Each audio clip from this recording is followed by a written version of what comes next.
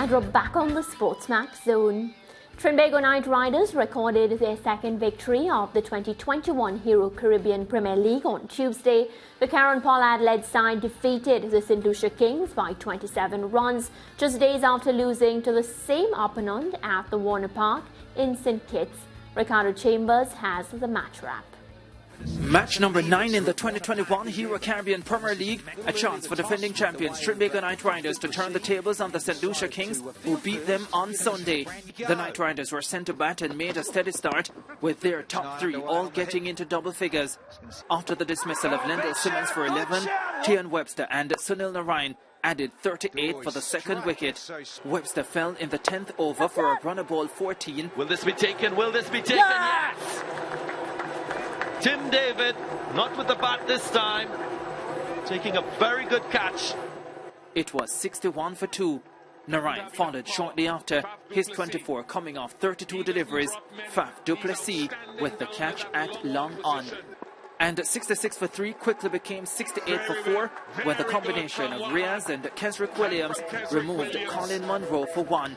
But Captain Karen Pollard and Tim Seifert ensured the Knight Riders would post a challenging score, combining for a 78-run 5th wicket stand. Pollard top scoring with 41 from 29 balls, while Seifert got 37 from 25. Both men dismissed by Kesrick Williams, who ended pick of the Kings bowlers with 4 for 24. The Knight Riders finishing on 158 for 7 from their 20 overs. In reply, Andre Fletcher produced a superb innings for the Kings, the 33-year-old St. Lucian right-hander smashing 81 from 55 deliveries with 4 sixes and 6 fours. It was a crunching knock, but he got very little support as the Kings were reduced to 131 for 7, losing by 27 runs. Ravi Rampal was again the pick of the Knight Riders bowlers, bagging 3 for 34 to take his tournament tally to 9 wickets from 4 matches. I think both teams are very similar. 80 or after 12 overs or so on tough conditions for the spinners. We played really well up until that last 3 overs where we let it slip. I think to go for that many in that last year on this wicket is about 20 too much. I'm very pleased. Obviously, happy independence all of Trinidad and Tobago, first of all. But having said that, we needed to bounce back. I said we just lost by a couple of runs in the last game, and you talk about small margins in T20 cricket, and when you have the surface like this, and the different things are wrong, you have to really dig in and you have to do the dirty work. And I thought we did that as a team really well today.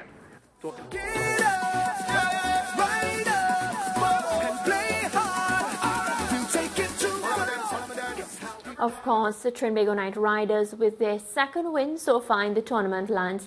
And of course, we understand that it's franchise cricket. But, earlier this morning, a lot of the Trinis were making comments on social media saying, Polly, just win this one today for us. It's our independence. And I guess the skipper listened.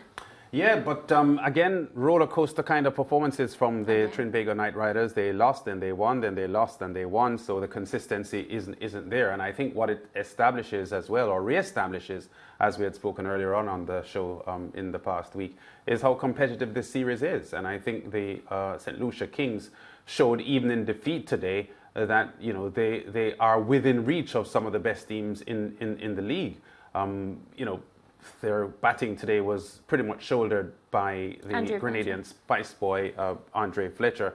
And when you think that Faf du Plessis didn't contribute much, and Roston Chase, who scored an unbeaten 30 in the win that they had over the TKR, didn't score today, it just shows that if they come to fire, then the TKR would not have been able to beat them as easily as they did. So I think what happened today was Polly getting his team fired up to avenge the loss that they had two days ago.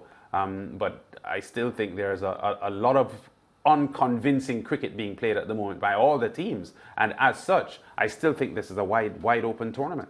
Definitely a wide open game. And I think, of course, the Kings would be feeling as if they let this one slip again, Lance. And that's how the teams are feeling that lose now. It's not like they're losing by a big margin. Yeah. Because we saw Kesrick Williams, what he did with the ball. We saw what Andre Fletcher did with the bat.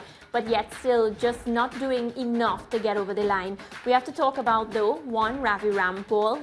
He still has what it takes. Today he was able to get 3 for 34, and just getting the job done with the ball for his team. If it's not Ravi Rampal, we have Sunil Narayan. If not Sunil Narayan, Akil Hussain rising to the challenge. What did you think about? Well, Ravi Rampal continues to show that he's a very intelligent bowler, very, very experienced. His international game had been cut short many years ago, but we know he plays a lot of cricket in England, county cricket in England, and he's still revered there. And I think he has shown, as the current leading wicket taker in the tournament, that he is still a handful for the batsmen in the CPL, because he's intelligent. He bowls with a lot of varied pace. He moves the ball both in and out. And Ravi Rampal, even though he's closer to 40 now than 30, is showing that he still has a lot of quality as a bowler, and has given a lot of the batsmen in the CPL a lot to think about. Yeah, and despite Lendl Simmons not firing, as a lot of us are waiting to see Lendl Simmons get off the mark and do what he's capable of doing. We have seen the captain Karan Pollard step up game after game, and then he has the support of Seifert today.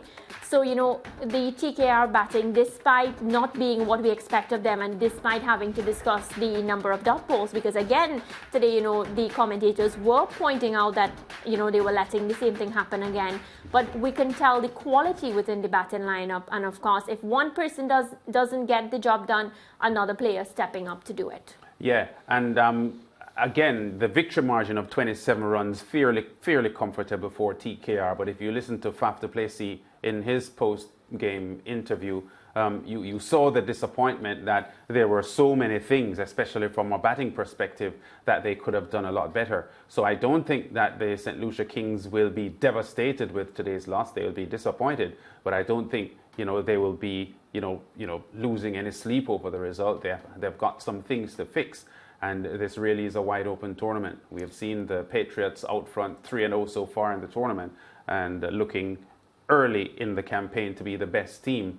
But we've seen in the CPL that winning streaks are sometimes a little bit misleading. You remember last 2019 when the TKR had won their first 4 games in a row. I think the 5th game was a tie, the 6th game was a no result, and they ended up losing every match after that. Yeah. And then got knocked out in the playoffs. Now this is a team that had finished the first half of the prelims with an unblemished record, so and looking to be cruising. Now I'm just saying that I don't want to read too much in the Patriots' invincible look at the moment, because there's a lot of cricket left to be played, and I quite honestly think this is a wide open tournament. There's no team in this current tournament, Moran, as far as I'm concerned, that I would say has no chance of winning the CPL 2021. No, and I feel like, based on the point standings, of course I'm not even going to include the Patriots in this, but all the other teams, now TKR is second with a few more points than the others, but everybody just had 1 win.